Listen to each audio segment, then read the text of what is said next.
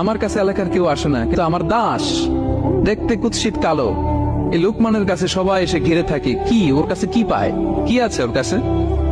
তো শ্রোতাদের কয়েকজনকে ডেকে বললো, ঘটনা কি? তোমরা সবাই লোকমান সন্ধ্যাবেলায় ফিরে আসলে তার পাশে জড়ো হও কেন, কি পাও? তো তারা বললো, আপনার দাস লোকমান, এটা সে সাধারণ কোনো মানুষ নয়, সে অসাধারণ মানুষ। সে এমন কথা বলে, এগুলো শুনলে জীবন পাল্টে যায়।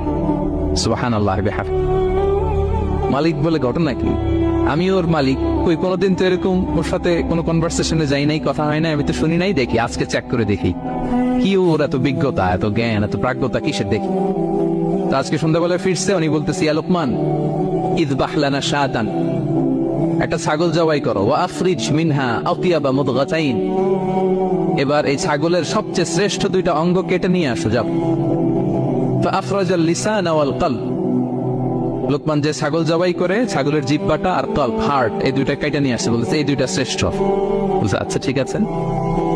মালিক আবার বললো, ওয়াযবাহ লানা শাতান উখরা ইয়া লোকমান, যাও আরেকটা জবাই করো, ওয়া আফরিজ মিনহা আফবাসা মুদগাতাইন, এবার সবচেয়ে নিকৃষ্ট দুইটা অঙ্গ ছাগলের কেটে নিয়ে আসো, যাও দেখি।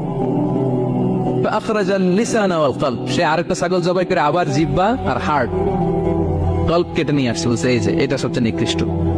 তো মালিক বলে, মা হাযা ইয়া লোকমান, মা লাকা ইয়া লোকমান, ঘটনা কি লোকমান? শ্রেষ্ঠ দুটো অঙ্গ কাটতে বললাম, জিহ্বার কলিজা হৃদয় কেটে নিয়ে আসলা, বললাম সবচেয়ে নিকৃষ্ট দুটো অঙ্গ কাটো, আবার জিহ্বার এটা কেটে নিয়ে আসলা। তো লোকমান বলতেছে, জিহ্বা আর হৃদয় যদি শ্রেষ্ঠ হয়, কল্প যদি শ্রেষ্ঠ হয়, এর চেয়ে শ্রেষ্ঠ অঙ্গ আর হতে পারে না। আর জিহ্বা আর কল্প যদি খারাপ হয়, মানুষের মুখ আর হৃদয় যদি খারাপ হয়, এর চেয়ে নিকৃষ্ট অঙ্গ আর হতে পারে না। সে তো অবাক, তাই তো? সে চিন্তা করে দেখে, তাই তো, এই মুখ দিয়ে মানুষ ভালো কথা বলে, সত্যের পায়গাম পৌঁছায়, মানুষের কল্যাণের জন্য ডাকে, জিকির করে, তাসবিহ পড়ে, কোরআন তেলাওয়াত করে, তখন তো এই জিহ্বা শ্রেষ্ঠ।